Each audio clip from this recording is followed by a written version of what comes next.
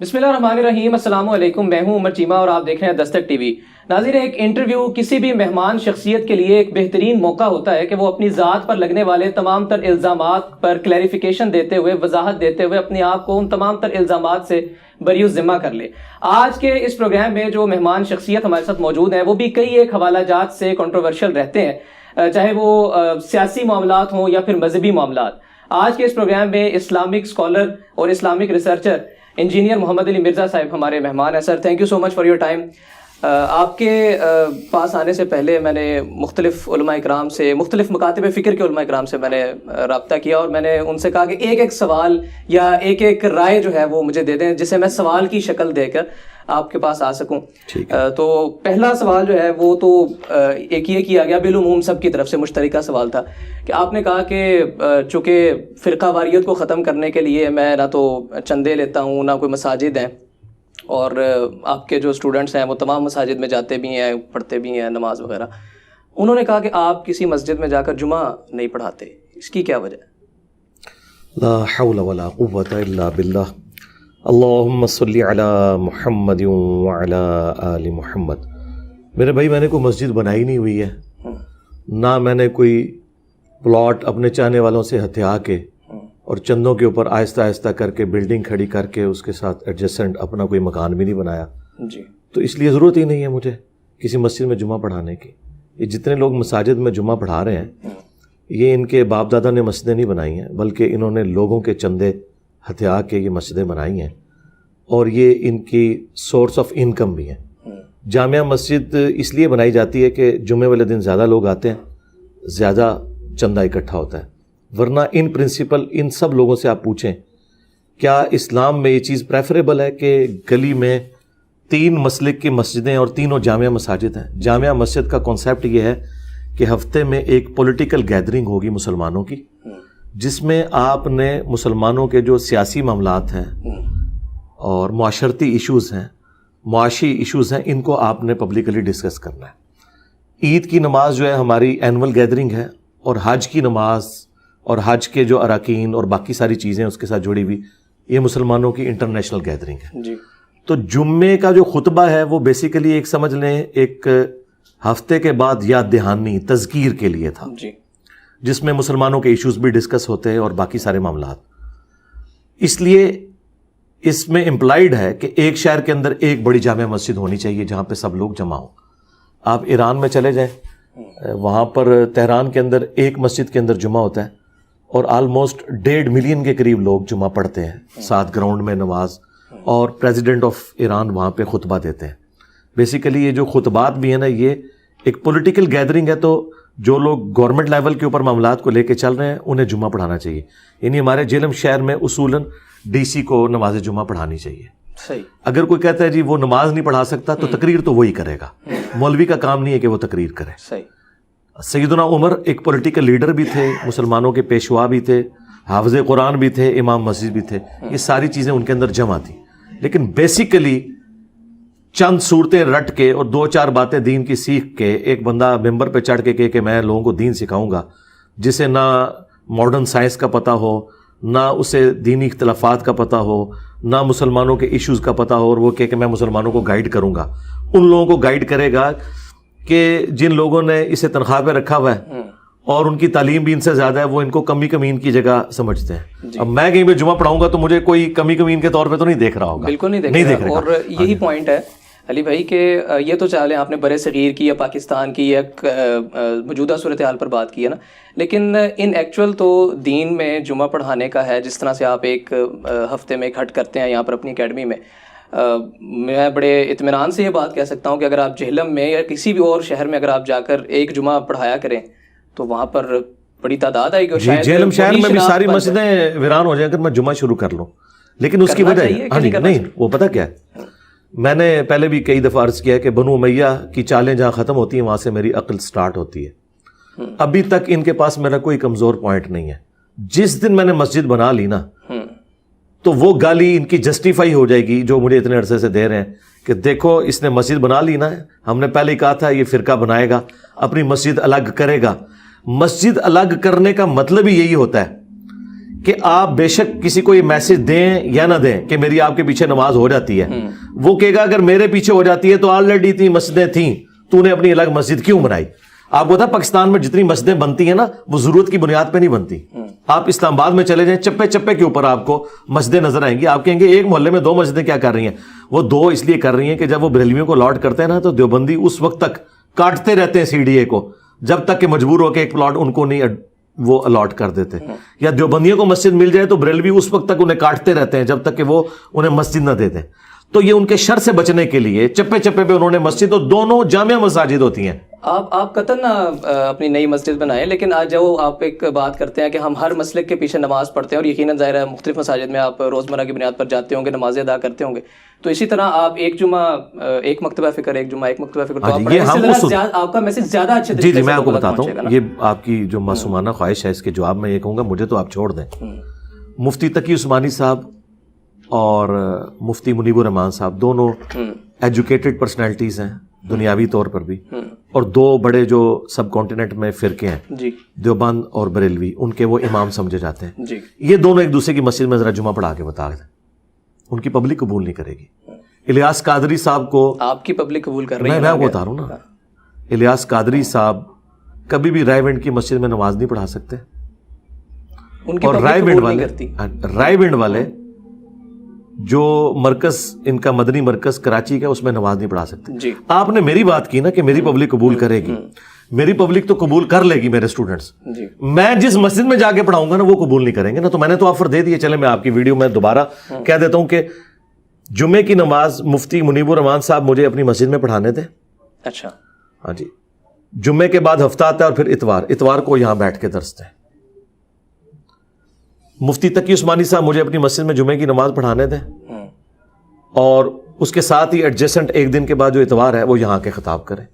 میں تیار ہوں. اگر آپ اپنے طور پر بڑے پن کا مظاہرہ کرتے ہوئے، ویسے ہی جہلم کی مرکزی مساجد تقریباً تمام مکاتب فکر کی جہلم میں موجود ہے، آپ اپنے طور پر اگر جائیں یا یہاں ضرورت نہیں ہے، میرے بھائی ہے ہی نہیں ہے نا. آپ کوشش کریں نا، میں نے کیوں کوشش کرنی ہے؟ جمعہ ایک پڑھانا جی وہ نہیں الاؤ کریں گے نا، وہ تو ایک دوسرے کو الاؤ نہیں کرتے. انہوں نے مساجد میں لکھا ہوتا ہے کہ اس مسجد کا امام وہ ہوگا جو اعلیٰ حضرت کے مسلک سے تعلق رکھتا ہو، نہ کسی کو یہاں واز کرنے کی اجازت ہے نہ چندہ اکٹھا کرنے کی. یہ مساجد میں لکھ کے لگایا ہوا ہے. صحیح. آپ کن خوابوں کی دنیا میں رہ رہے ہیں؟ یہ ایسے ہے ہی نہیں ہے. اگر دعوت آتی ہے تو انشاءاللہ پڑھائیں گے. جی کیوں نہیں، میں اجازت، میں تو کہتا ہوں کہ اگر کوئی بڑے لیول کا بندہ اس طرح کی آفر کرتا ہے تو میں ضرور پڑھاؤں گا، اور ہم انہیں الاؤ کریں گے، وہ یہاں پہ بھی آ کے اپنا موقف رکھ سکتے ہیں. ٹھیک ہے. فیصل آباد کے ایک عالم دین گزرے ہیں ماضی میں، ان کے حوالے سے آپ کے ویڈیوز میں ہے کہ آپ نے ان کو شیخ بھی کہا، آپ نے ان کو شیخ الحدیث بھی کہا.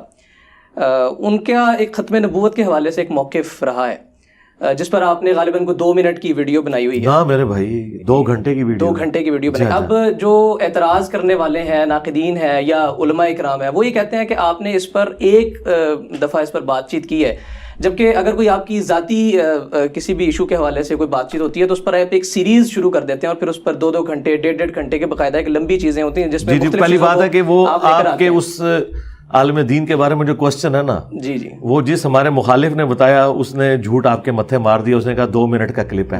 آپ ابھی یوٹیوب پہ لکھیں رپلائی ٹو مولانا اسحاق اور ذرا اس ویڈیو کی لینتھ دیکھیں. 50 منٹ سے زیادہ وہ ویڈیو ہے اور ٹاپک ایک ہے. ایک ٹاپک.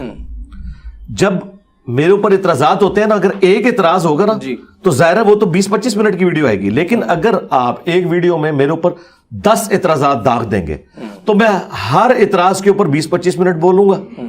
ٹھیک ہے، یعنی آپ قادیانی ہونے کا اگر الزام لگائیں گے تو میں اس کے اوپر بولوں گا اور میں اسے ریبٹل کروں گا.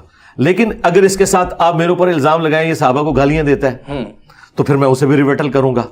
مولانا اسحاق صاحب سے ختم نبوت کے ایک جز میں، اور وہ بھی مولانا اسحاق صاحب نہیں، ان کے بابے نے کام ڈالا ہے. ان کے بابے نے، معین الدین ابن عربی نے. یہ اس کی گمراہی تھی جن کو بریلوی اور دیوبندی دونوں شیخ اکبر کہتے ہیں، اور بعض اہل حدیث بھی انہیں شیخ اکبر مانتے ہیں. یہ ان کی گمراہی تھی جو مولانا اسحاق صاحب نے جو ہے وہ آپ سمجھ لیں مستار لی تھی. تو مولانا اسحاق صاحب پہ جو رد بنتا ہے نا اصولاً، وہ بیسیکلی اس بڑے بابے پہ بنتا ہے جن سے مولانا اسحاق نے لی تھی. لیکن پھر بھی میں نے جو ویڈیو ریکارڈ کرائی ہے وہ رپلائی ٹو مولانا اسحاق ہے، اور 2 منٹ کی نہیں میری جان. 2 घंटे की। جی آلموسٹ 2 گھنٹے کی تو میں آپ کو کلیکٹو بتا رہا ہوں. جو ایک اسپیسیفک یہ ٹاپک ہے وہ 50 منٹ کی ویڈیو آپ یوٹیوب پہ لکھیں اور اس کی ویورشپ بھی آپ دیکھیں. اس کے علاوہ بھی جہاں جہاں مجھے اختلاف ہوتا ہے میں اس کے اوپر ویڈیوز ریکارڈ کراتا ہوں. اس کے باوجود بھی شیخ الحدیث اور شیخ الاسلام جی اعلیٰ حضرت اگر میں فیصل آباد والوں کی میں بتانے لگوں نا, اعلیٰ حضرت اگر صوفیانہ گمراہیاں پھیلا کر, اعلیٰ حضرت اگر چشتی رسول اللہ والی کتاب سبا سنابل کی تعریف کر کے, جی ان کو میں اعلیٰ حضرت ہی کہتا ہوں, کالا حضرت تو نہیں کہا نا. گلے پھاڑنے والے جو 2 بھائی ہیں نا, ان کے جو ابا جان تھے نا, جو ضیاء دور کے اندر ایک مرڈر اٹیمپٹ میں مارے گئے, جی انہوں نے جو کتاب لکھی ہے نا البریلویہ, اس کے اندر جو انہوں نے القابات استعمال کی ہیں نا احمد بریلوی صاحب کے لیے, جو غلیظ زبان میں تو کبھی استعمال نہیں کی. تو جن لوگوں کے عقائد کو میں گمراہ کن سمجھتا ہوں انہیں میں اعلیٰ حضرت امام احمد بریلوی کہتا ہوں. جی تو اس وقت تو کوئی اعتراض نہیں ہوتا. تو اس کا یہ مطلب نہیں کہ میں ان کی گمراہی کے ساتھ ایگری کر رہا ہوں. یہ میرا بڑا پن ہے کہ میں ان کو رسپیکٹ دیتا ہوں. میں مفتی تقی عثمانی کہتا ہوں, کبھی میں نے یہ نہیں کہا کہ کل کا چھوکرا تقی عثمانی, یہ نہیں میں کہتا. لیکن سنیں یہاں سے ایک اور سوال نکل جائے گا. نہیں سوال زیادہ ہو گیا, پہلے اس ٹاپک پہ رہیں. دیکھیں ٹاپک سے ڈیویٹ نہیں کرنا. میں نے آپ کو ریبٹل کر دیا کہ یہ جو اعتراض ہے تو یہ میں صرف مولانا اسحاق نہیں, جن کو میں گمراہ سمجھتا ہوں انہیں بھی رسپیکٹ دیتا ہوں. میں نے کہا مولانا اشرف علی تھانوی صاحب, جی مولانا بھی کہا اور صاحب بھی کہا, اس سے بڑی کوئی ڈگری نہیں, میں رسپیکٹ ان کو دے رہا ہوں. جی اس میں کیا مسئلہ؟ سر مولانا صاحب یا پھر اعلیٰ حضرت کا وہ معنی نہیں نکلتا جو شیخ الاسلام شیخ کا, وہ جو ظاہر ہے ان کے اس سے ایک مخصوص مقدار یا مخصوص آپ کا کہنا ہے حدیث کی یاد کی ہوں, وہ اسے شیخ الحدیث یا شیخ الاسلام کا ٹائٹل دیا. تو اس پر ہے کہ ایک شخص کا ختم نبوت کے حوالے سے ایک پرٹیکولر موقف ہے, اس کے باوجود بھی, اس کے ریبرٹل کے باوجود بھی, اس ریبرٹل کے باوجود جو آپ نے کہا کہ 2 گھنٹے کی ویڈیو, اس ریبرٹل کے باوجود بھی شیخ الاسلام کا ٹائٹل دینا, میں آپ کو بتاؤں. پہلی بات یہ ہے اعتراض نہیں صاحب کہنے پہ, جس سے وہ ڈیویٹ ہوئے محی الدین ابن عربی, جی جی اس کو تو شیخ الاسلام کہتے ہیں نا دیوبندی اور بریلوی, ٹھیک ہے نا, کہتے ہیں نا شیخ الاسلام. ان سے مستعار لیا مولانا اسحاق صاحب نے. اگر مولانا اسحاق صاحب کا یہ موقف غلط ہے تو دیوبند اور بریلوی نے محی الدین ابن عربی کو شیخ الاسلام کہنا کیوں نہیں چھوڑ دیا؟ ٹائم قیامت ہے کہ جواب دینا ہے, ٹھیک ہے. ریشو پروپورشن میں بات ہوگی. میں ہمیشہ کہتا ہوں میرا مقدمہ گورے کی عدالت میں لے کے جائیں. مجھے 2 نمبر جج نہیں چاہیے, مجھے 1 نمبر جج چاہیے.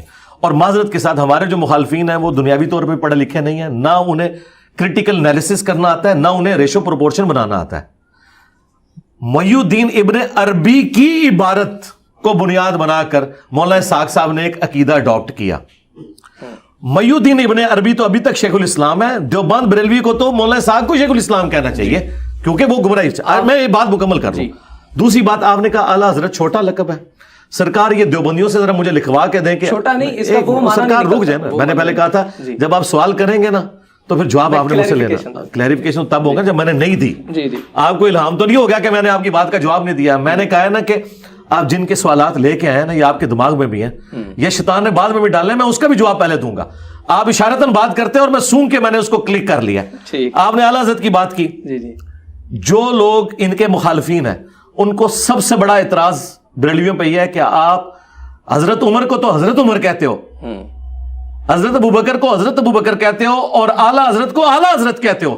آپ جس کو کہہ رہے ہیں نا یہ ٹائٹل ہی کوئی نہیں ہے. جی جی جن علماء کے آپ سوالات لے کے آئے نا وہ کہتے ہیں پلانٹ ارتھ پہ سب سے بڑا اگر ٹائٹل ہے نا تو اعلیٰ حضرت ہے. آپ کیا سمجھ رہے ہیں؟ شیخ الاسلام تو شاہی کوئی نہیں. وہ کہتے ہیں کہ حضرت عمر ہے اور احمد بریلوی اعلیٰ حضرت بریلوی ہے. وہ کہتے ہیں یہ شیخ الاسلام سے بڑا ٹائٹل ہے جو آپ نے دیا, جو ٹائٹل آپ نے حضرت عمر کو نہیں دیا ہوا. آج تک کسی نے کہا اعلیٰ حضرت عمر, سب کہتے ہیں حضرت عمر, حضرت ابوبکر, حضرت عثمان, حضرت علی. تو دیوبند اور اہل حدیث کہتے ہیں اور بریلویوں خلفائے راشدین چھڑے حضرت اور تمہارا ابا اعلیٰ حضرت. تو سرکار اپنے علم میں اضافہ کرے, یہ بہت بڑی ڈگری ہے. اگر آپ کو نہیں پتا تو میں کیا کروں؟ میں بیسیکلی فیکچولی بات کر رہا ہوں نا میرے بھائی. جب آپ کو پتہ ہی نہیں ہے کہ مخالفین کیا سوچتے ہیں تو آپ اپنی ڈکشنری میں آج کے بعد یہ ایڈ کر لیں کہ اعلیٰ حضرت عمر کسی نے نہیں کہا, اعلیٰ حضرت بریلوی کہتے ہیں. حضرت عمر کو چھڑا حضرت کہتے ہیں, ان کو اعلیٰ حضرت کہتے ہیں, اور یہ وہ اعتراض ہے جو اہل حدیث بریلویوں پہ کرتے ہیں, تو اپنی ڈکشنری میں ایڈ کر لیں, یہ اعلیٰ حضرت بہت بڑی ڈگری ہے. اچھا, اس پر دو چھوٹی سی باتیں. ایک تو یہ کہ آپ نے کہا کہ اہل حدیث دیوبندی اور بریلوی جو ہیں وہ مولانا اسحاق کے جو استاد تھے جن سے انہوں نے مستعار لیا شیخ الحدیث کا, ان کو ابھی بھی شیخ الاسلام کہتے ہیں.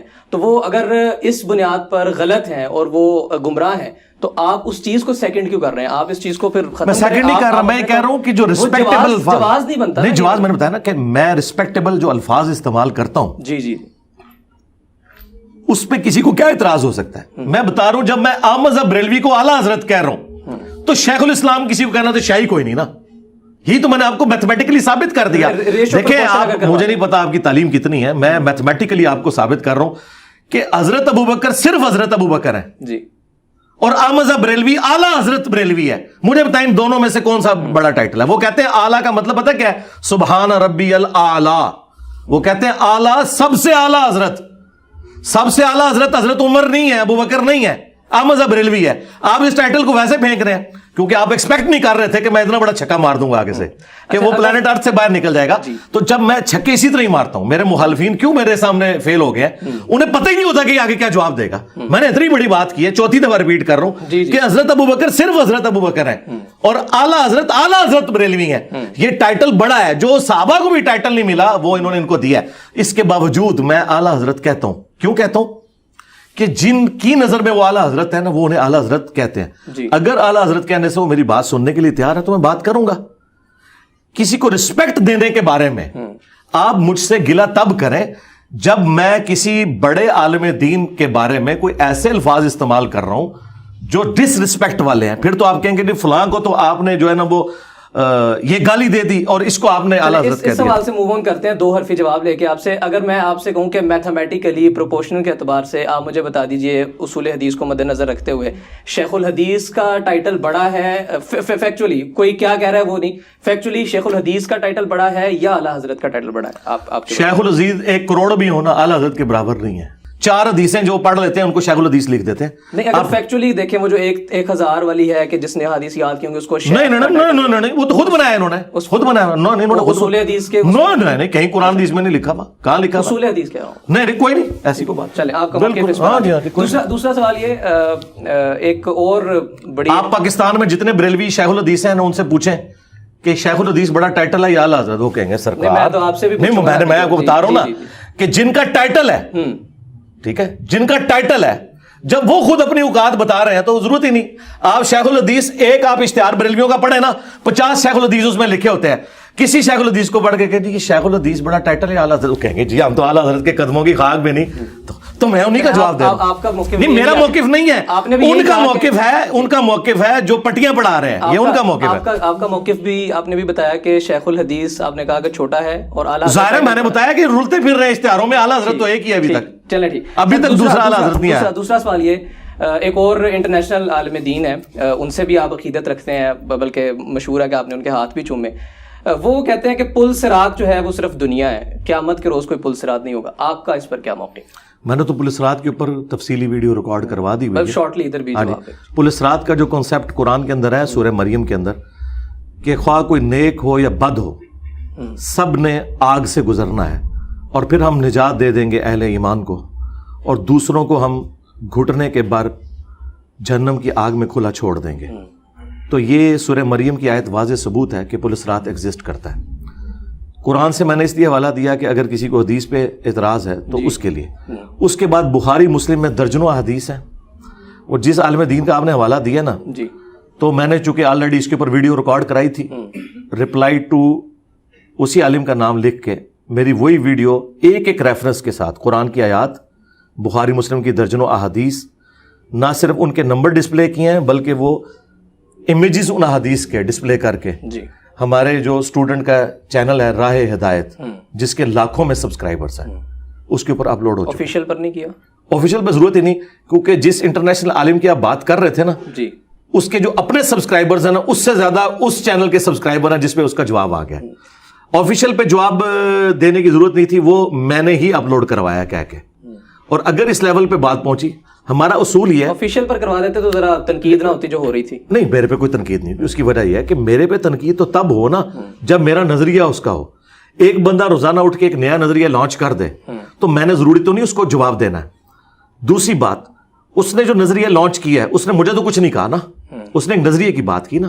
علماء کو میں فوراً آفیشیل پیج سے اس لیے کرتا ہوں, اگر اس شخص نے, وہ انٹرنیشنل جو سپیکر ہے, اس نے میرے خلاف کوئی ٹویٹر ٹرینڈ چلایا ہوتا کہ انجینئر پولیس رات کو مانتا ہے اور قرآن و حدیث سے ثابت نہیں ہے, انجینئر کو گرفتار کرو, یہ اسلام کے عقیدے چھوڑ چکا ہے, یہ گمراہ ہو چکا ہے, ہمارے ادارے کی طرح ہے, تو آفیشیل سے میں دیکھیں اس کی طبیعت صاف کر دیتا. میری بات سن لیں نا, پوری بات سن لیں, میں آپ کو فرق بتا رہا ہوں میتھمیٹیکل. جن لوگوں کی بات کر رہے ہیں نا, وہ اس طریقے سے اختلاف کرتے ہیں, اگر وہ بھی ایسے اختلاف نہ کریں, وہ اپنا نظریہ دیں. مطلب ایک عالم کہتا ہے جی میرا یہ نظریہ ہے حضرت معاویہ رضی اللہ تعالیٰ کے بارے میں, اور مجھے اشارتاً بھی ذکر نہ کرے, میں کبھی بھی اسے ریبٹل نہیں کروں گا, ریبٹل بھی نہیں کروں گا. اچھا, جب یہ مجھے سنگل آؤٹ کرتے ہیں نا, میرا نام لیتے ہیں اور مجھے کہتے ہیں میں گمراہ ہوں, ہم اس پہ FIR کٹوائیں گے, پھر میں جواب دیتا ہوں. جس دن اس انٹرنیشنل اسپیکر نے حرکت کی نا, تو اس کے ساتھ بھی دیکھیں میں کیا کرتا ہوں. تو یہ ریشو پروپورشن ڈفرنٹ ہے. مجھے یہ سمجھ لگ سکی کہ آپ نے کہا کہ اگر کوئی شخص ایک بطور مجموعی مطلقاً کسی دین کے کسی ایک پرٹیکولر عقیدے پر حملہ آور ہوتا ہے یا ایک ایسی بات کر دیتا ہے جس سے حملہ صادق آتا ہے, تو اس کا ریبرٹل آپ کسی اپنے اسٹوڈنٹ کے پیج پر اپلوڈ کرتے ہیں, اور اگر کوئی ذاتی طور پر آپ کو ٹویٹر ٹرینڈ چلاتا ہے, آپ کے خلاف FIR کرواتا ہے, پھر آپ مین چینل. یہ ایک جز ہے, اس میں ایک جز رہ گیا, جی ہاں بالکل صحیح, جب سمجھ لگی ہے, اس لیے کہ میں نے وہ بیچ میں ایک جز چھوڑ دیا تھا, وہ میں آپ کلیئر کر دیتا ہوں. یہ اس عالم کی صورت میں ہے کہ جس کا school of thought international level کے اوپر ایگزسٹ نہ کرتا ہو اور اس کی کوئی مسجد نہ ہو, یہ اس کے لیے. لیکن جو اسٹیبلش فرقے ہیں جن کے کروڑوں ماننے والے ہیں, دیندار لوگ, اگر ان میں ہوگا نا, ان کو آفیشل سے ہی جواب جائے گا. اس کی وجہ یہ ہے کہ وہ کسٹوڈین بنیں گے اس فکر کے کہ جو اہل سنت کی فکر ہے. وہ شخص جس کی آپ بات کر رہے ہیں نا, اس نے تو اعلانیہ کہہ دیا نا جی میں ان حدیثوں کو صحیح نہیں سمجھتا. اس کے باوجود بھی آپ عقیدت رکھتے ہیں, وہ ہاتھ چومنے والی جو بات بڑی. میرے بھائی, ہاتھ اگر میں نے چوم لیے ہیں, میں نے تو ہاتھ ان لوگوں کے بھی چومے ہیں جنہوں نے پوری زندگی اس فرقے کی خدمت کی ہے جن کے عقیدے المحند المفند میں لکھے ہوئے ہیں. ٹھیک ہے, یعنی مولانا طارق جمیل صاحب. اچھا, میں ہاتھ ان لوگوں کے بھی چومتا ہوں جنہوں نے 3 دفعہ مجھ پہ مرڈر اٹیمپٹ کروائی, یعنی بریلوی فرقے کے علماء. تو جتنے بھی بڑے علماء آتے ہیں میں سب کے ہاتھ چومتا ہوں. ایسا تو کبھی نہیں ہوا کہ میں نے ہاتھ نہیں چومے, میں رسپیکٹ دیتا ہوں. فروحی علمی اختلافات رہے ہیں آپ کے ان کے بریلوی مکتبہ فکر کے ساتھ, مولانا طارق جمیل صاحب کا آپ نے نام لیا, اصولی اختلافات. لیکن جیسے آپ نے کہا کہ غامدی صاحب نے باقاعدہ طور پر انکار ہی کر دیا چند احادیث کا, اس کے باوجود علمی اختلاف سے اوپر کی بات نہیں بن جاتی. جی وہ نہیں, بالکل آپ صحیح پہنچے ہیں. اس کی وجہ یہ ہے کہ غامدی صاحب اپنی ان تمام کمزوریوں کے باوجود میرے نزدیک بریلوی دیوبندی اہل حدیث سے بہتر ہے. اچھا جی جی, اس کے کہ آپ نے کہا کہ چند احادیث سے انکار کیا. جی, اس کی وجہ یہ ہے کہ چند حدیث کا انکار تو حنفی بھی کرتے ہیں. بخاری مسلم سے وہ رفع الیدین کا طریقہ ماننے کے لیے تیار نہیں ہو رہے. ٹھیک ہے, اہل حدیث ہو کر بھی بنو امیہ کے بارے میں جتنی حدیثیں آ رہی ہیں ان کی باطل تعویلات کرتے ہیں اور کئی چیزوں کو کہتے ہیں کہ فراڈ ہے, بعد میں شامل ہو گئی ہیں. ہم بخاری سے حضرت علی کے ساتھ علیہ السلام دکھاتے ہیں, وہ کہتے ہیں بعد میں کسی نے داخل کر دیا. تو غامدی صاحب تو بہتر ہے نا کہ وہ سرے سے انکار کر رہے ہیں. اہل حدیث نے نام اپنا اہل حدیث رکھا ہوا ہے, تو یعنی نام رکھا ہوا ہے پاکستانی اور ایجنٹی کر رہے ہیں انڈیا کی. اگر ایک انڈیا ہے وہ کہتا ہے میں انڈین ایجنٹ ہوں, تو اسے ہم چھوٹا مجرم تصور کریں گے. جو نام پاکستان کا ویل کر رہا ہے, تو غامدی صاحب کا تو سٹانس ہے نا کہ میرے نزدیک پہلی چیز قرآن ہے, اس کے بعد یہ چیزیں. اہل حدیث کا تو کہنا ہے کہ ہم حدیث کو بھی حجت قرآن کے پیرلل میں مانتے ہیں. پھر حدیثوں کا انکار کریں گے تو یہ بڑے مجرم ہوں گے اور ان کے اوپر تھپیڑا بھی میرا بڑا آئے گا کہ تم غداری کر رہے ہو. تم بھی اس طرح کہو نا کہ ہم منکرین حدیث ہیں, اپنا نام اہل حدیث ختم کر دو, تو ہم تمہارے ساتھ اسی طرح ٹریٹ کریں گے جس طرح باقی لوگوں کے ساتھ ٹریٹ کرتے ہیں. لہٰذا یہ ریشو پروپورشن اس لیے رکھنا پڑتا ہے کہ ایک بندہ جو اپنا اصول کلیم, اور دوسری بات جو میں نے آپ کو کی کہ میں غامدی صاحب کو بہتر اس لیے سمجھتا ہوں کہ غامدی صاحب چشتی رسول اللہ اور اشرف رسول اللہ کا دفاع نہیں کرتے اس حوالے سے کہ وہ اسے صحیح سمجھتے ہوں. دوسرے لوگ تو اسے معرفت کی بات کہہ کے اس کا دفاع کرتے ہیں. کچھ کہتے ہیں ضعیف ہیں, روایات نہیں. سرکار وہ تو آج ہے نا, وہ جو کہہ رہے ہیں نا, وہ ایک چھوٹو لاہور کا جو کہتا ہے, وہ اس مناظرے میں سبحان اللہ پڑھ رہا ہے جس میں چشتی رسول اللہ. خواجہ نے کیا فرمایا, سنو کہ میں کون ہوں اور کیا ہوں. मोहम्मदुर रसूलुल्लाह सल्लल्लाहु अलैहि वसल्लम के दरबार के कमीने गुलामों में से एक हूँ, कमीने गुलामों में से एक हूँ, कमीने गुलामों में से एक हूँ। उस ये आपकी मुस्कुराहट ही उसके लिए जवाब है। ठीक। वो उस मुनाजरे में सुभान अल्लाह पढ़ रहा है चिश्ती रसूलुल्लाह के दिफा पे, जो आज कह रहा है बाद में किसी ने दाखिल कर दिया है। तो मेरा ख्याल है जितना अपने फिरके को लॉस उस शख्स ने पहुंचाया है, क्योंकि अभी तो वीडियो है जो उसे हॉन्ट कर रही है कि तू बैठा हुआ सुभान अल्लाह कर रहा था, आज तू कह रहा है बाद में दाखिल कर दिया। तो जब तू अपने बड़े के साथ बैठ के दिफा कर रहा था उसको तो तूने नहीं समझाया। और दूसरा, तेरे बड़े ने तुझे गुमराह किया जी। और तेरे मुखालिफ ने तुझे हिदायत दे दी कि तूने कहा ये कुफर भी है और बाद में दाखिल हुआ। तो तेरा तो उस्ताद मैं हूं ना जिसने तुझे हिदायत दी। जिन उस्तादों के साथ तू रहा वो पूरी जिंदगी तुझे गुमराह करते रहे और जन्नत में ले जाने वाले थे। मैंने तेरा हाथ पकड़ लिया और कहा ये चिश्ती रसूलुल्लाह गलत है और तूने मेरे कहने पे, लेकिन तू मान नहीं रहा। तो ठीक है, तेरी पब्लिक को तो पता है ना। अच्छा। तो ये आप समझ लें, जो मैं वो रेशो प्रोपोर्शन बता रहा था, जी, जी। चूंकि गामदी साहब अकीदे तौहीद के हवाले से, खत्म नबूवत के हवाले से बेहतर है बरेलवी देवबंदी अहले हदीस से, लिहाजा उनके लिए मेरे दिल में ज्यादा रिस्पेक्ट है। बाकी सारी चीजें बाद में आती हैं। इन लोगों ने खत्म नबूवत के नाम के ऊपर जी चंदे इकट्ठे किए हैं, चिश्ती रसूलुल्लाह अशरी रसूलुल्लाह का दिफा किया। ये कहते हैं हमारे बुजुर्ग दिलों का हाल जान लेते हैं, उनको कशफ हो जाता है। वो सिलसिले उसी तरीके से चल रहे हैं। मुहियुद्दीन इब्ने अरबी वाले वो कायद, वो सारी की सारी चीजें, गामदी साहब इन सारी चीजों को फ्रॉड समझते हैं। चले, ये तो इस बात पर मैं रेशो प्रोपोर्शन बता रहा हूं, रेशो प्रोपोर्शन कि गामदी साहब को मैं इसलिए रिस्पेक्ट ज्यादा देता हूं कि उनका तौहीद बरेलवी देवबंदी अहले हदीस से बेहतर है, उनका खत्म नबूवत देवबंदी बरेलवी अहले हदीस से बेहतर है। बाकी सारी चीजें बाद में आती हैं। तौहीद और खत्म नबूवत की बुनियादी अकायद है। और अहले हदीस को भी मैं कहूंगा ये चिश्ती रसूलुल्लाह अशरी रसूलुल्लाह का दिफा करते हैं, क्योंकि इसके खिलाफ नहीं बोल रहे बल्कि उनके साथ मिल गए हैं।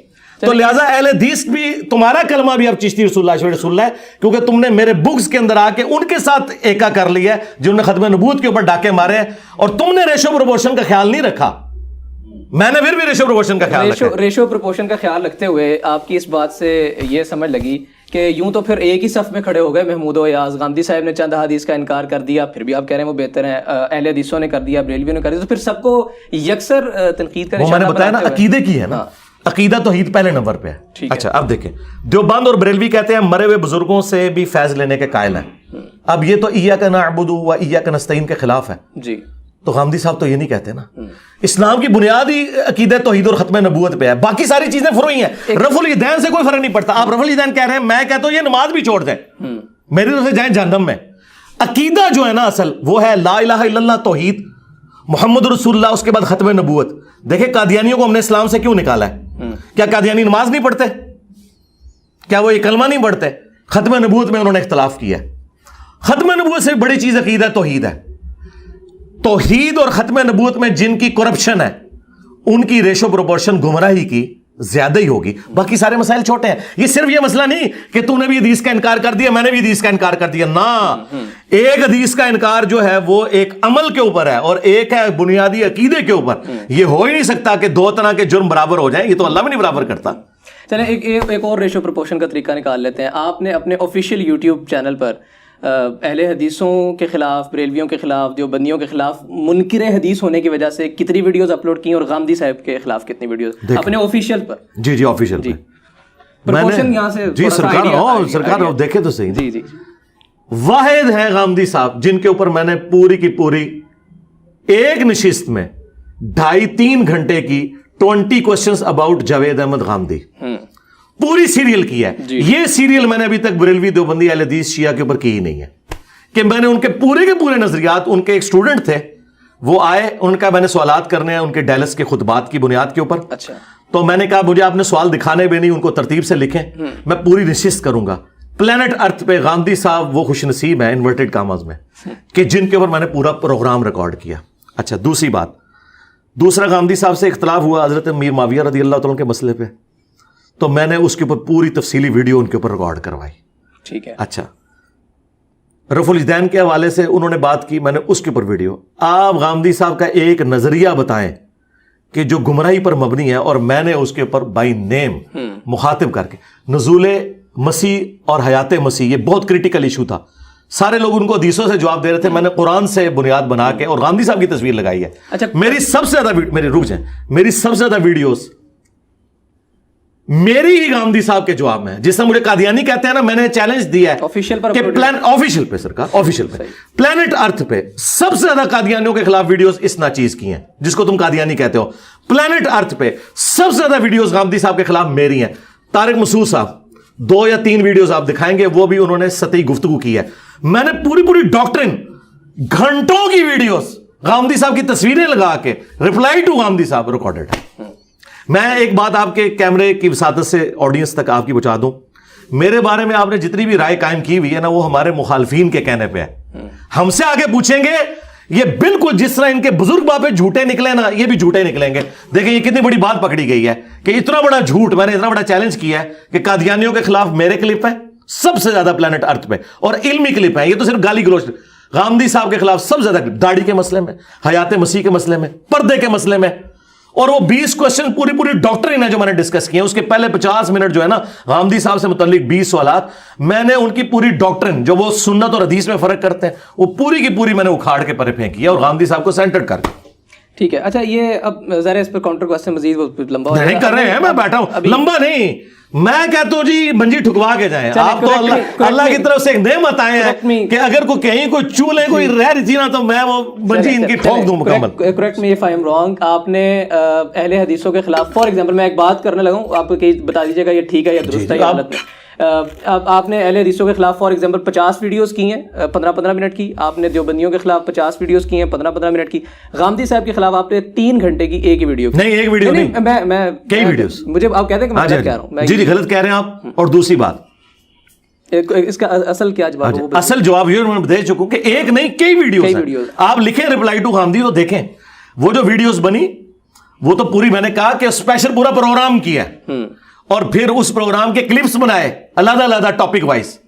ایون قادیانیوں کے حوالے سے بھی میں نے غامدی صاحب کو جواب دیا ہوا ہے جو قادیانیوں کے بارے میں کرتے تھے. اس کے بعد وہ ڈیفینسو موڈ میں گئے اور پھر حسن الیاس بھائی نے ان سے باقاعدہ سوال پوچھا کہ آپ قادیانیوں کو کافر سمجھتے ہیں.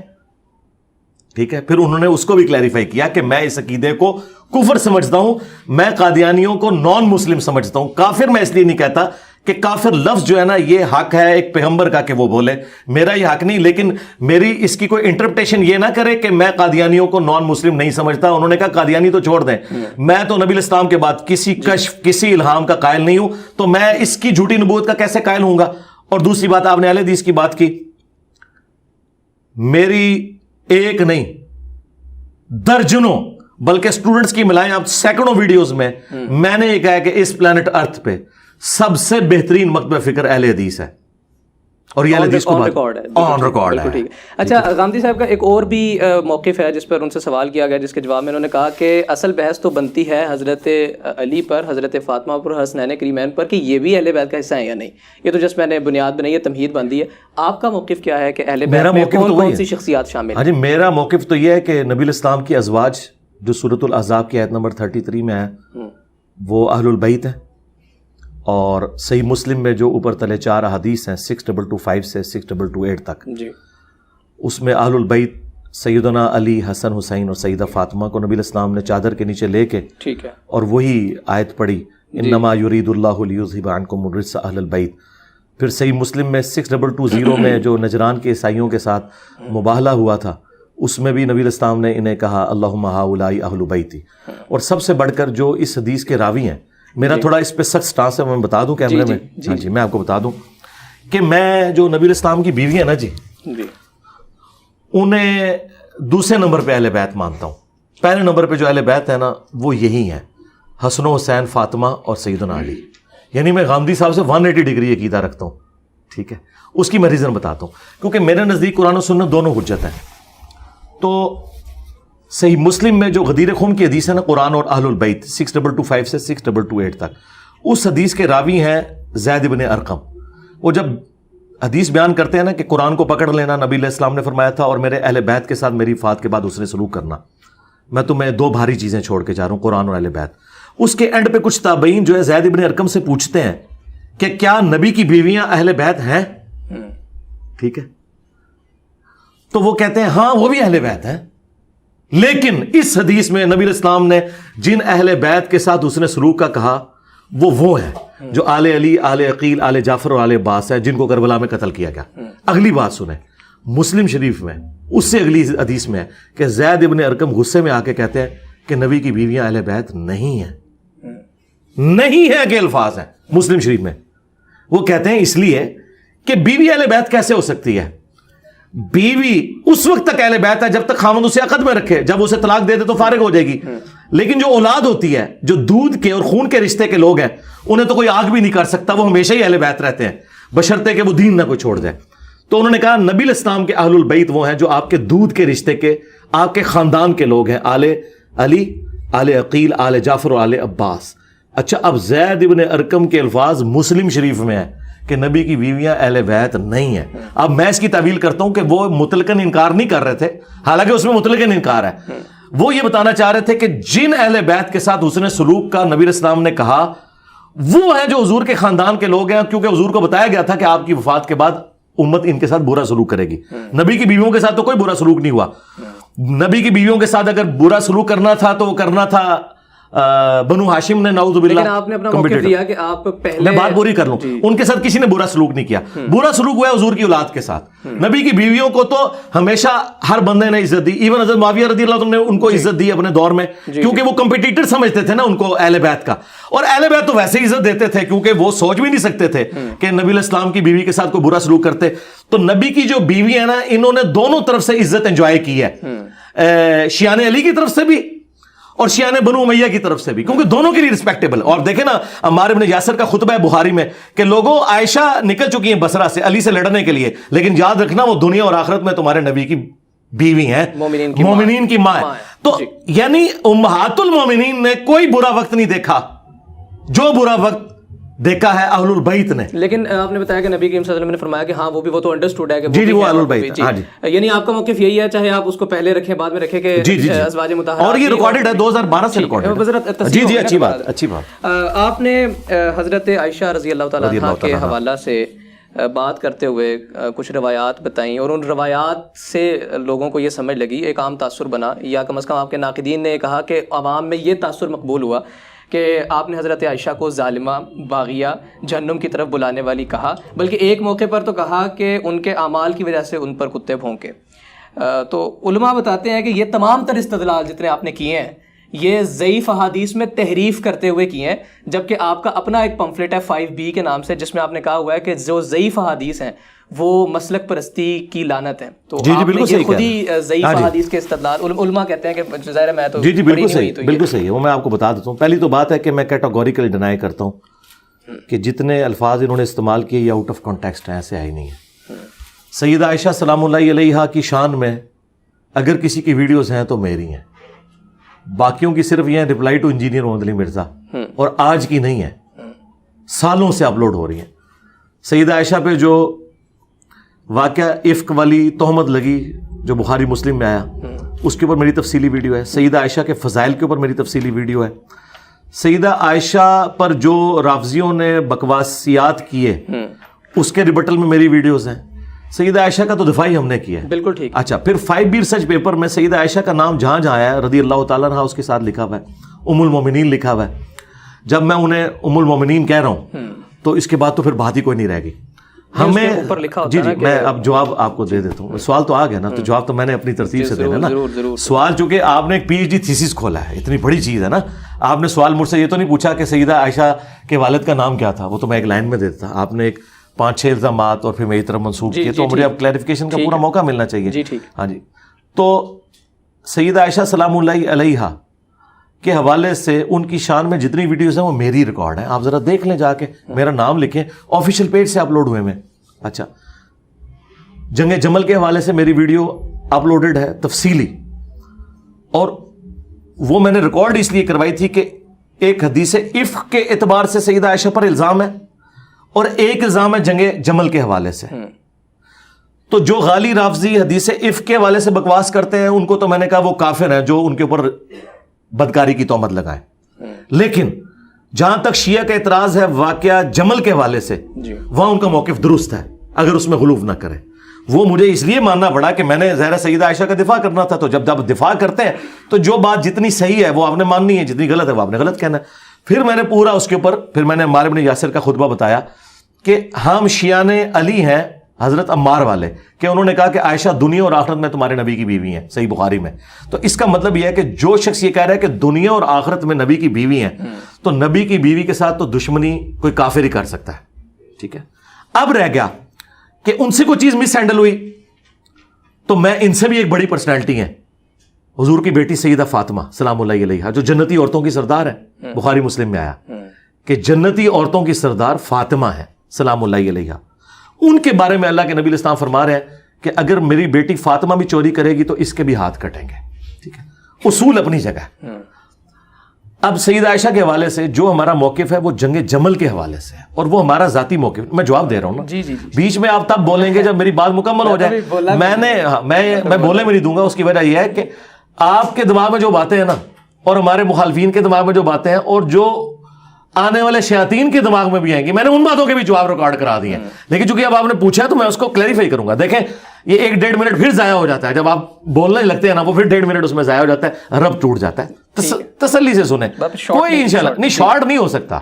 شارٹ کرنا آپ کوشچن نہیں کاٹتے چلیں نا. آپ اتنا بڑا بلیم آپ نے لگایا نہیں, اب تو آپ کوشچن کر چکے ہیں, تو آپ تسلی کریں گے. دیکھیں شارٹ تو تب آپ کہنا کہ جب میں کہہ رہا ہوں کہ میرے پاس ٹائم نہیں ہے, میں تو بیٹھا ہوں اس کے لیے, تو وہ آپ کا مسئلہ ہے نا. ٹھیک, ہم پیرلل میں اپنی ریکارڈنگ بھی اس لیے لگاتے ہیں کہ کل کو آپ کا کیمرہ اس کا لوڈ نہ اٹھا سکا تو ہم اپنے آفیشیل پیج سے چڑھا دیں گے کہ بھائی ہم نے تو یہ پوری بات کی تھی. اب ادھر واپس آ جائیں کہ سیدہ عائشہ سلام اللہ علیہا کے حوالے سے ہمارا جو اختلاف ہے, وہ اختلاف ہے جو شروع سے ہی اہل سنت اس اختلاف میں حضرت علی کے ساتھ کھڑے ہیں. یہ میرا اکیلے کا موقف نہیں ہے. وہ جو آپ نے جتنے الفاظ بولے میں ان پہ آتا ہوں. پہلے آپ بات سمجھ لیں کہ سیدہ عائشہ کی تعظیم کہیں ختم نہیں ہوئی ہے, لیکن وہ پیغمبر نہیں تھی, ان سے مسئلہ مس ہینڈل ہوا, وہ خود بھی روتی تھیں. ان کے بارے میں احادیث بھی موجود ہیں, اہل سنت کے ائمہ نے نقل کی ہیں. میں بتاتا ہوں کن کن ائمہ نے نقل کی ہیں, اور انہوں نے باقاعدہ اس کے اوپر کمنٹس کیے ہوئے ہیں. پھر میں بتاؤں گا وہ کمنٹس بھاری ہیں یا میرے کمنٹس بھاری ہیں. تو پہلے تو یہ چیز آپ ذہن میں رکھیں. اب یہ ان کا کہنا کہ میں نے انہیں کہا کہ ظالمہ ہیں, باغیہ ہیں, جہنم کی طرف بلانے والی ہیں. پہلے تو میں شکریہ ادا کروں گا کہ میرے الفاظ صحیح کوٹ کیے کہ ہم حضرت علی کے جو مخالفین جماعت ہیں انہیں جہنم کی طرف بلانے والی جماعت کہتے ہیں, جہنمی جماعت نہیں کہتے, کیونکہ وہ عمل جہنم کی طرف لے جانے والا ہے. یہ ضروری نہیں ہے کہ جو عمل بھی جہنم کی طرف لے جانے والا ہو اس کا الٹیمیٹ انجام جہنم ہو. کیوں؟ انسان کی نیکیاں اس کی برائیوں پہ بھاری ہو سکتی ہیں, لیکن وہ عمل رہے گا. یعنی اگر کوئی صحابی بھی جھوٹ بولے یا آج کا انسان بھی, ہم اسے یہ کہیں گے کہ تیرا عمل جہنم کی طرف لے جانے والا ہے, لیکن جہنمی نہیں بولیں گے.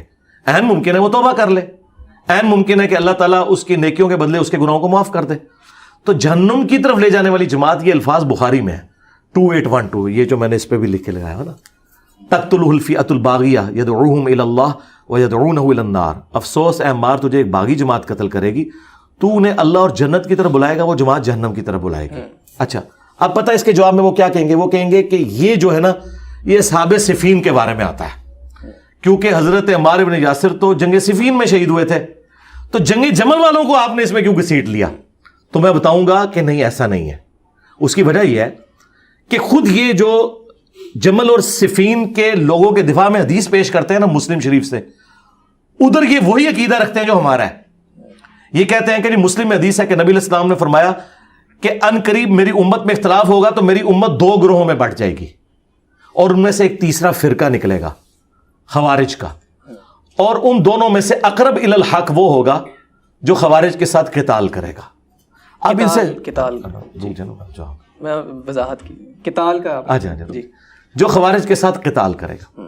اب خوارج کے ساتھ قتال بخاری مسلم میں ہے کہ حضرت علی نے کیا. ابو سعید خدری کہتے ہیں اللہ کی قسم ہم نے قتال کیا نہروان کے مقام پر.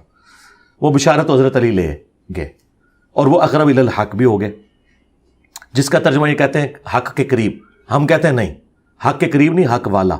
یہ عربی کا اسلوب ہے. قرآن میں بھی سورہ ال عمران میں منافقین کے لیے ہے کہ وہ اس دن ایمان سے زیادہ کفر کے قریب تھے, وہاں پہ بھی اقرب کا لفظ ہے. اس کا یہ مطلب نہیں کہ منافقین کے اندر ایمان بھی ہوتا ہے. یہ اقرب الی الحق کا مطلب ہے حق والا. اچھا, اب اسے پوچھیں یہ جو دوسری جماعت تھی یہ کون ہے؟ تو پھر آپ کو یہ بتائیں گے وہ ہے جو قصاص عثمان ڈیمانڈ کرتے تھے. اب قصاص عثمان جو جماعت ڈیمانڈ کرتی تھی وہ کون ہے؟ تو وہ 2 پارٹ, ان کے آگے 2 جز ہیں, ایک اصحاب صفین ہے اور ایک اصحاب جمل ہے. تو وہ اوورال نبی علیہ السلام نے 2 گروہ بتائے امت کے, تیسرا خوارج کا نکلا. ان دونوں میں سے ایک حضرت علی کا حق کا گروہ اور ایک مخالفین. جو مخالفین ہیں ان کی آگے سے دو پارٹی ہیں, لہذا حضرت علی کے جو پولیٹیکل باغی ہیں, ٹی ٹی پی اس زمانے کے سیاسی باغین, اب میں نے ٹی ٹی پی نام رکھا ہے تاکہ آج عوام کو سمجھ آئے کہ ٹی ٹی پی کا کیا مطلب ہے. آج ہماری فوج ضرب عزم رد الفساد کیوں لڑ رہی ہے؟ کیا ہم نعوذ باللہ تحریک طالبان پاکستان کو کافر سمجھتے ہیں؟ نہیں, مسلمان ہیں, اور ان میں سے بعض لوگوں کے عقیدے باقی مسلمانوں سے بھی اچھے ہوں گے, داڑھی ہیں ان کی ماشاءاللہ, اللہ تعالیٰ انہیں ہدایت دے, میری دعائیں ان کے ساتھ ہیں کہ وہ مین سٹریم میں آ جائیں. ہمارا اختلاف ہے ان سے پولیٹیکل, ہم انہیں جانمی بھی نہیں کہتے نعوذ باللہ, کیوں کہیں, ہم کہیں گے بھائی ہیں ہمارے بگوڑے ہو گئے. تو حکومت وقت نے پولیٹیکل اختلاف کے اوپر یہ کیا ہے. سیدنا علی کے زمانے میں ٹی ٹی پی وہ تھے جو حضرت علی کے مخالفین تھے, جنہوں نے خلیفہ وقت کے خلاف تلوار اٹھائی, ریٹ آف دی گورنمنٹ کو چیلنج کیا, خواہ وہ خوارج ہوں خواہ وہ قصاص عثمان, کیونکہ قصاص عثمان بھی لینا ہے تو حضرت علی سے آ کے بات کرنی تھی نا. تو مدینہ شریف تو کوئی نہیں آیا.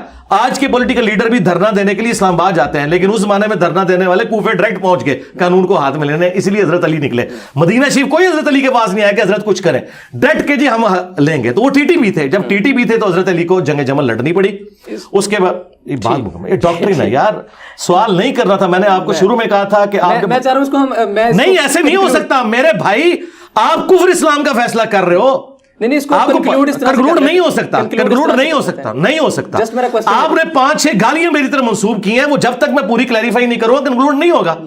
یہ دنیا میں ایسا ہوتا نہیں ہے نا. آپ اتنی بڑی الزام لگا رہے ہیں تو میں جواب دوں گا نا. میں نے آپ کو پہلے کہا کہ آپ نے مجھ سے حضرت ابوبکر کا نام نہیں پوچھا, آپ نے پوری ڈاکٹرین پوچھی ہے, تو آپ سمجھیں. آپ بار بار لچ تلیں گے بیچ میں تو وہ شیطان گھس رہا ہے نا بیچ میں. یا تو آپ یہ سوال ہی نہ کرتے, جب سوال کیا تو پورا جواب لیں گے, کیونکہ آپ بہت سینسٹیو ٹاپک کر رہے ہیں نا. آپ کو ایک لمحے میں کیسے بتا دیا جائے کہ اتنا بڑا ایک اختلاف ہے یار. پوری دنیا میں 2 فرقے بن گئے. آج دنیا میں آپ کہیں چلے جائیں, سنیوں کے تو بے شمار فرقے ہیں, شیعہ کا ایک ہی فرقہ آپ کو ملے گا. سوڈان میں چلے جائیں, سنیوں کا مالکی فرقہ ہے, لیکن اثنا عشری شیعہ وہاں پہ بھی موجود ہے.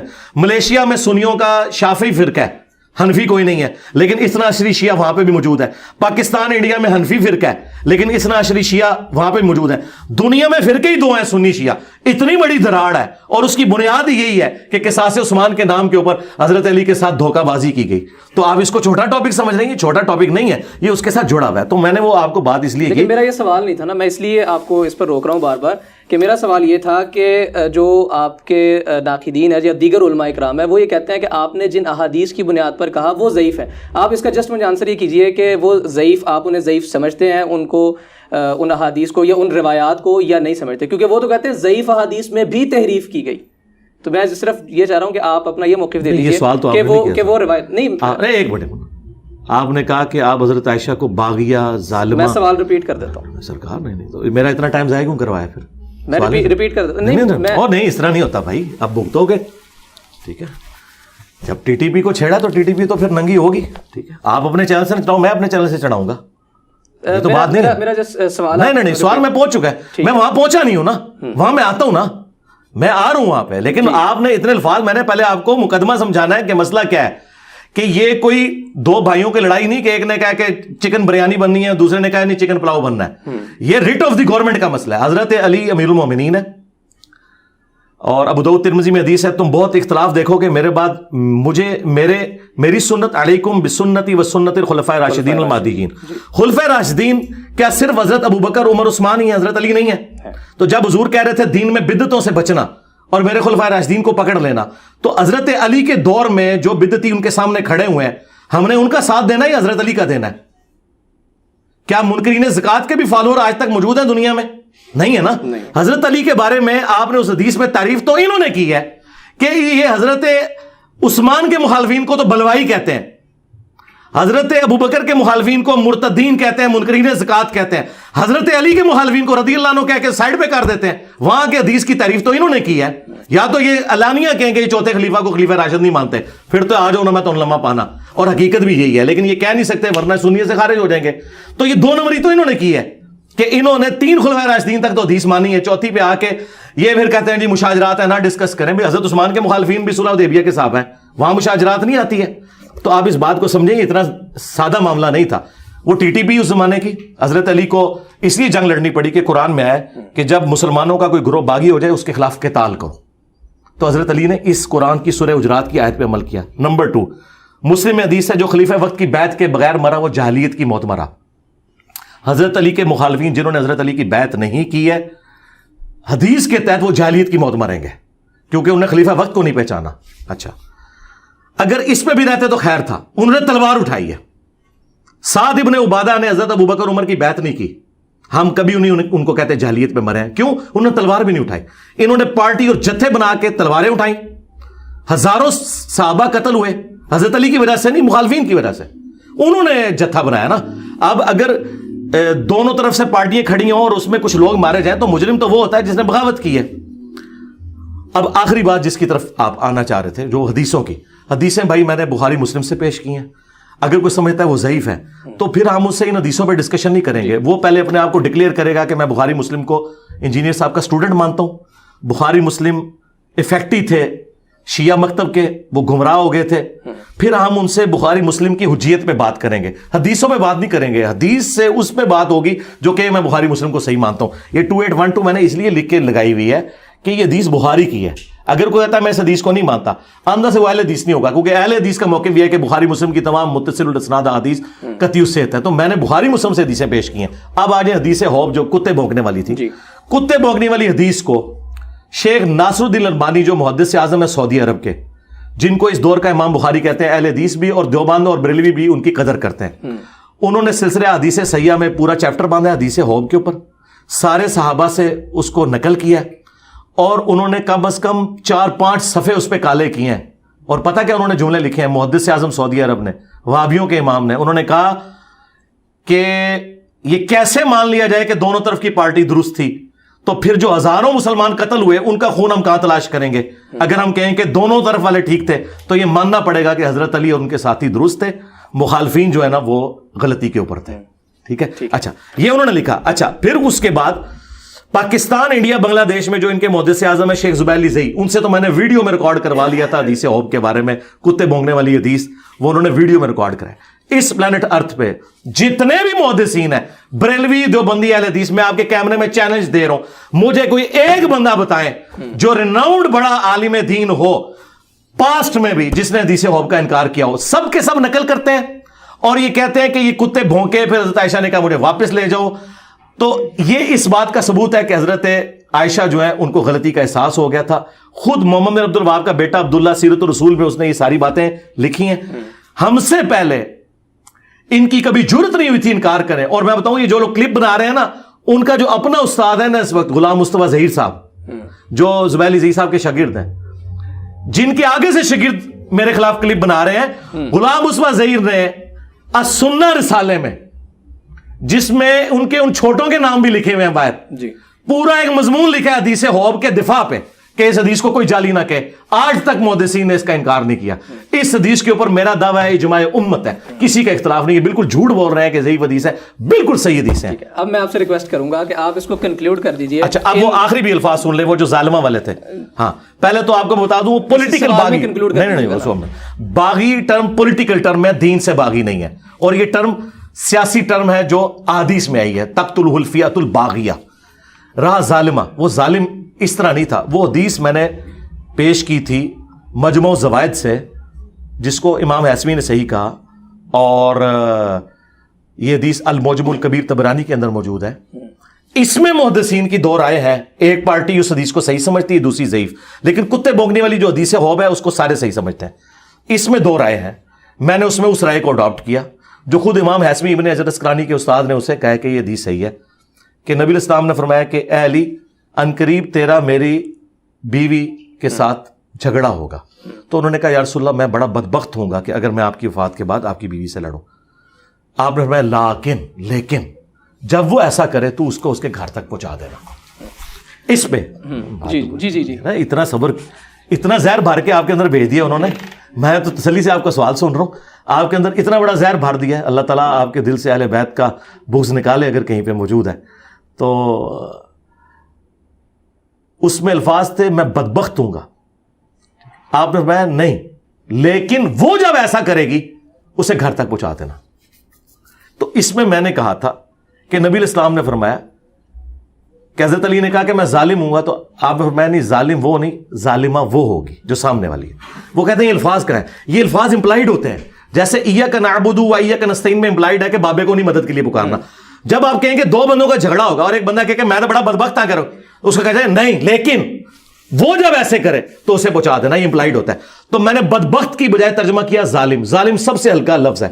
ظالم کہتے ہیں جو اپنے حق سے ہٹ کر دوسری طرف چلا جائے، اور بدبخت یہ اس سے بڑی ٹرم تھی، میں نے اس پہ لائٹر لفظ استعمال کیا تھا. پھر انہوں نے کہا ظالم کا لفظ صحابہ کرام سے دکھائیں، وہ میں نے دکھا دیا ہے. المستقل الحاکم میں اوپر تلے کتنی حدیث ہے کہ حضرت زبیر کو حضور نے کہا تھا کہ ایک وقت آئے گا تو علی سے لڑے گا، تو ظالم ہوگا. حضور سے میں نے ظالم کا لفظ دکھا دیا ہے. دوسری بات، نبی علیہ السلام نے وہاں پہ کہا کہ تو ظالم ہوگا جب یہ حرکت کر رہا ہوگا زبیر کے ساتھ.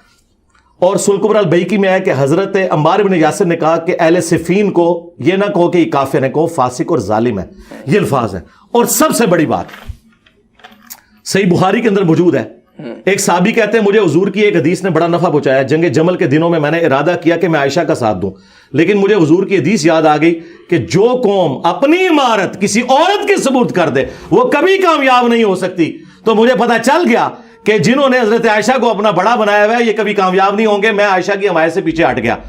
اور پھر انہوں نے کہا کہ یہ حدیث حضور نے ارشاد فرمائی تھی کسرا کی جب حاکمہ بنی تھی ایک کافرہ عورت، ایک آتش پرست عورت کے بارے میں جو حدیث تھی وہ صحابی نے فٹ کر دی حضرت عائشہ کے اوپر.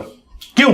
اس زمانے میں انجینئر صاحب نہیں ہوتے تھے، ورنہ تو یہ پوچھتے تو کدھر ہو. نہیں بھائی، ان پرنسپل اگر میری بیٹی فاطمہ بھی چوری کرے گی اس کے بھی ہاتھ کٹیں گے. اچھا، یعنی آپ نے کہا کہ جو لفظ ظالمہ اور باغی، آپ نے کہا کہ یہ اس طرح سے نکلے جس طرح ایاک نعبد و ایاک ڈائریکٹ. نہیں، باغی تو موجود ہے، باغی بھی موجود ہے، ظالم بھی. دو لفظ میں دکھا دیا نا. بس یہی میرا جواب. نہیں، یہ جواب نہیں ہے. دیکھیں نا، میں نے تو ڈاکٹرنگ کلیئر کرنی ہے. دیکھیں آپ یہ سوال اگر آپ کریں نا، اگر ایک اصول محدثین پہ ایک بندہ بات کرنے بیٹھا ہوا نا مجھ سے، وہ کہ میں اصول محدثین پہ بات کر رہا ہوں، پھر آپ اس میں حضرت عائشہ کا نام نہیں لیں گے، پھر آپ یہ کہیں گے کہ فلاں حدیث میں آپ نے نا ایک بندے کے بارے میں ظالم کہا تھا، وہ تو وہاں پہ یہ لکھا ہوا ہے، پھر تو میں جواب دوں گا.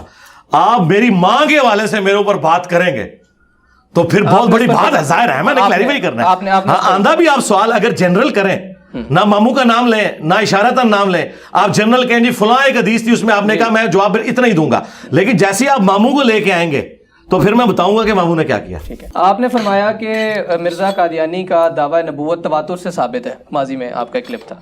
پھر آپ نے کہا کہ جو کہ ظاہر درست بات بھی ہے بلکہ صراحتاً بھی ہے اور تواتر سے بھی ثابت ہے. لیکن پھر آپ نے تقریباً 1 سال کے بعد مرزا قادیانی، آپ نے کہا کہ صراحتاً دعویٰ نبوت ان سے ثابت نہیں ہے. اس کی کیا وجہ تھی؟ پہلی تو بات ہے غلام احمد قادیانی کو ہم دجال سمجھتے ہیں، کافر سمجھتے ہیں. ہم غلام احمد قادیانی دجال ہو یا کوئی سنیوں کا بزرگ ہو جو کشف کے نام کے اوپر اللہ کے ساتھ اپنا غیبی رشتہ مانے، ہم تو دونوں کو گمراہ سمجھتے ہیں.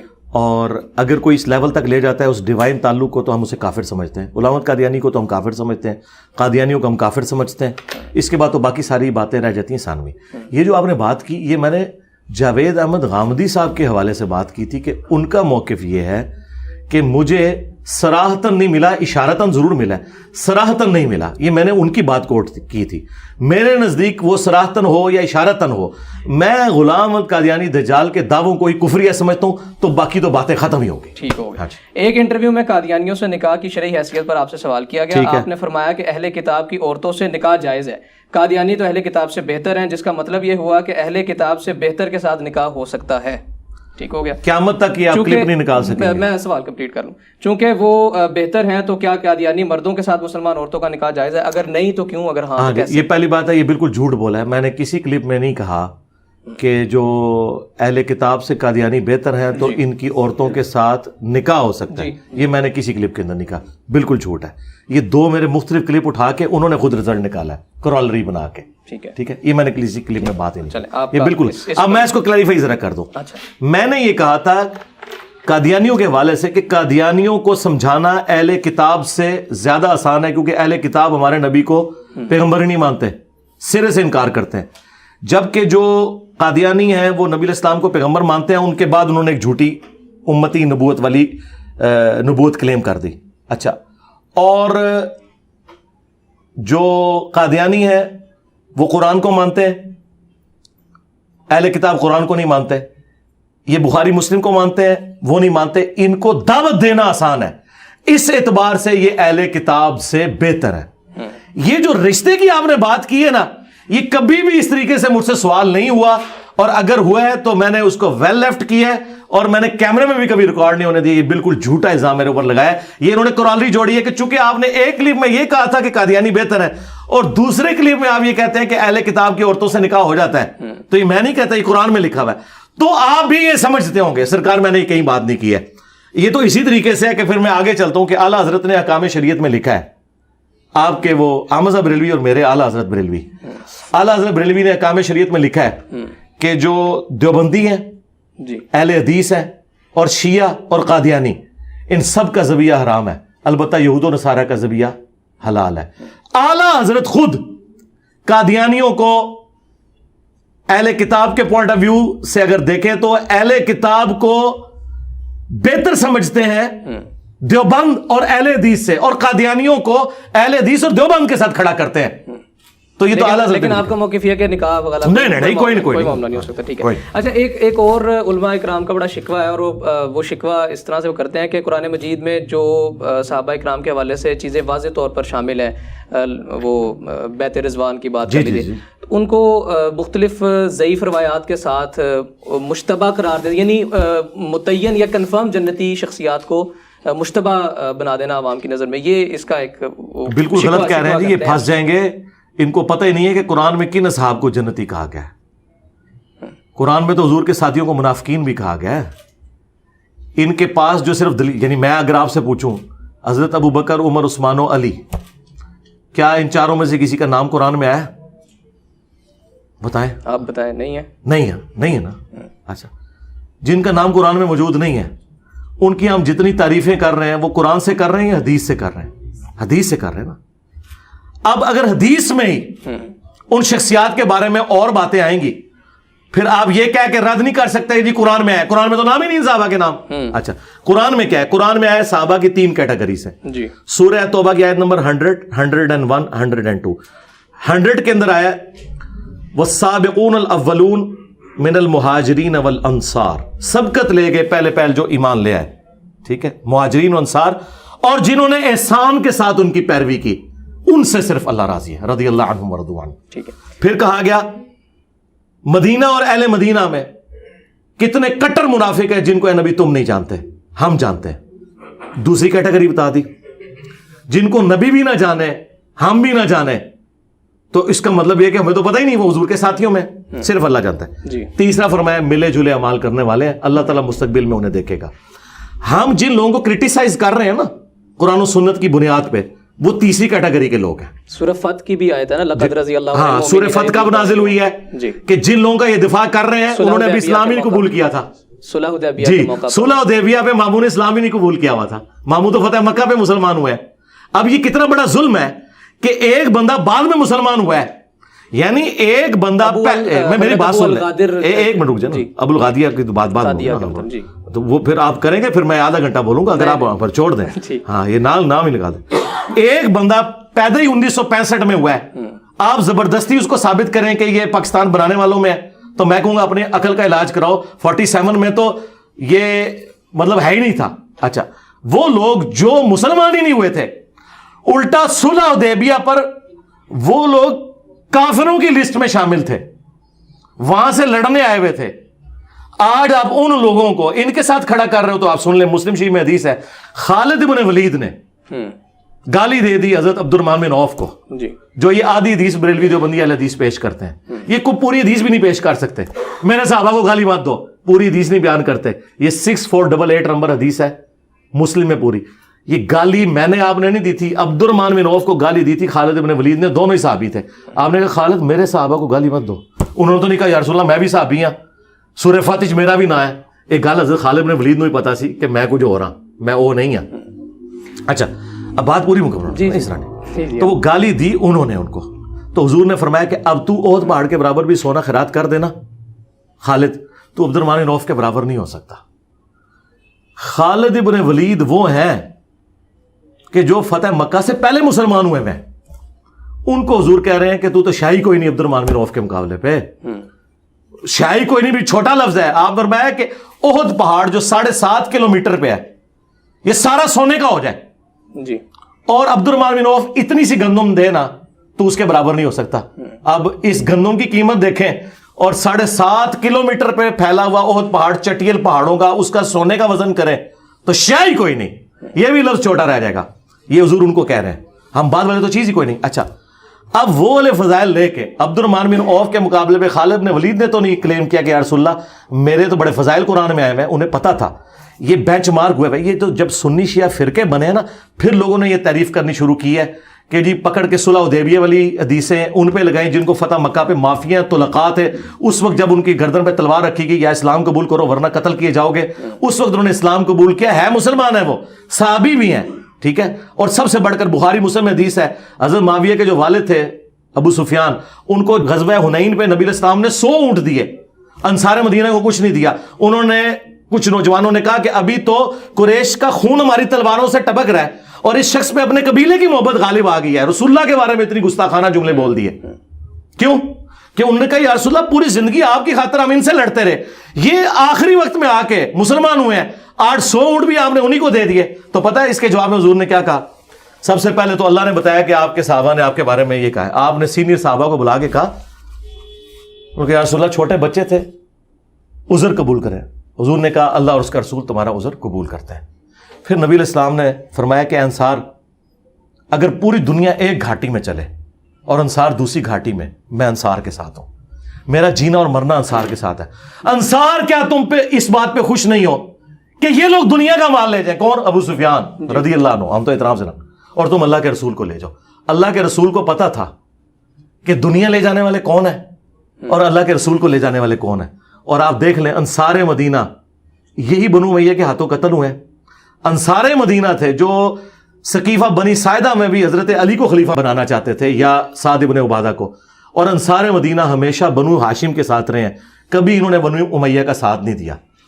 اور بخاری مسلم میں ہے کہ انصار سے صرف مومن ہی محبت رکھے گا اور انصار سے صرف منافق کی بغض رکھے گا. انصار مدینہ کا ووٹ ہمیشہ حضرت علی اور ان کی اولاد کے ساتھ رہا. یہ میں آپ کو فرق بتا رہا ہوں. یہ رضی اللہ عنہ ایسے اٹھا کے, اگر آپ نے ویسے دعائیہ کلمات, تو مسلم شریف میں ان کا شاگرد بھی لکھتا ہے ابو الحسین مسلم بن حجاج القشیری رضی اللہ عنہ. امام حنیفہ کو امام شافعی نے کتاب الام میں لکھا ہے ابو حنیفہ رضی اللہ عنہ. ٹھیک ہے, علماء دیوبند نے المہند میں اپنے علماء کو رضی اللہ عنہ, اس طرح آپ بے شک کہتے رہیں, آپ بے شک تقی عثمانی کو رضی اللہ عنہ کہیں, ہمیں کوئی اعتراض نہیں ہے. لیکن اگر آپ یہ کہیں گے کہ قرآن میں جن سے اللہ تعالیٰ ڈیفینیٹلی راضی ہوا یہ وہ والا رضی اللہ عنہ ہے, تو سرکار وہ انہی کے بارے میں ہے کہ جب وہ نازل ہوا تھا نا اس وقت وہ مسلمان تھے. جو بعد میں مسلمان ہوئے تو وہ صرف وہ لوگ ہوں گے جنہوں نے احسان کے ساتھ ان کی پیروی کی. رہ گئے آپ مجھ سے پوچھیں, میرے نزدیک سارے صحابہ کے لیے میں دعا کرتا ہوں کہ اللہ ان سے راضی ہو. بہترین, یہ آپ کا راضی ہو, میری خواہش ہے. موقف آ گیا آپ کا.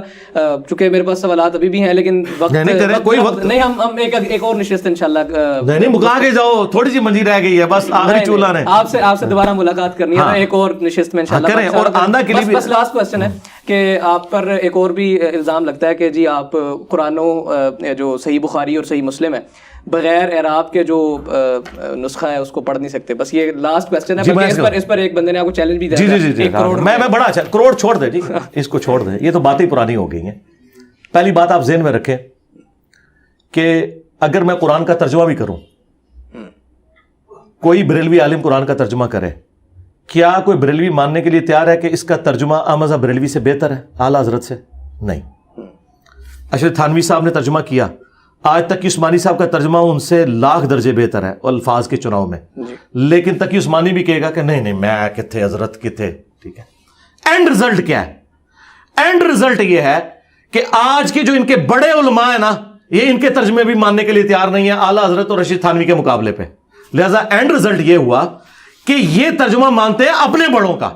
تو میں چونکہ ایک پڑھا لکھا بندہ ہوں, میں تو to cut the story short کرتا ہوں. میں کہتا ہوں نہیں مجھے عربی کیا, مجھے کچھ بھی نہیں آتا, میں جاہل ہوں, میں احمد بریلوی صاحب کا ترجمہ رکھوں گا اور میں اپنے عقیدے ثابت کروں گا.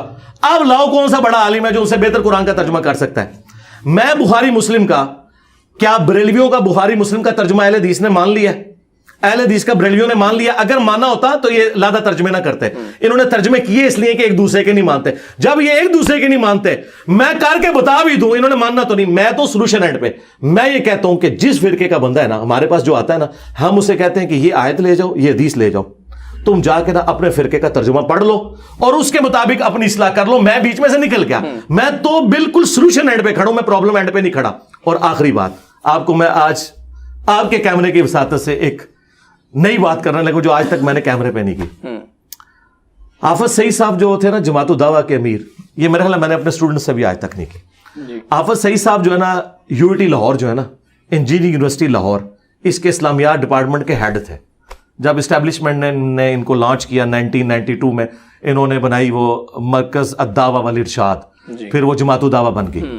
اس وقت ذرا کشمیر جہاد کا خمار چڑھا ہوا تھا تو ان کو حافظ صاحب کو انہوں نے لانچ کیا. یو لاہور میں اکثر ٹیچرز وہابی اہل حدیث ہیں.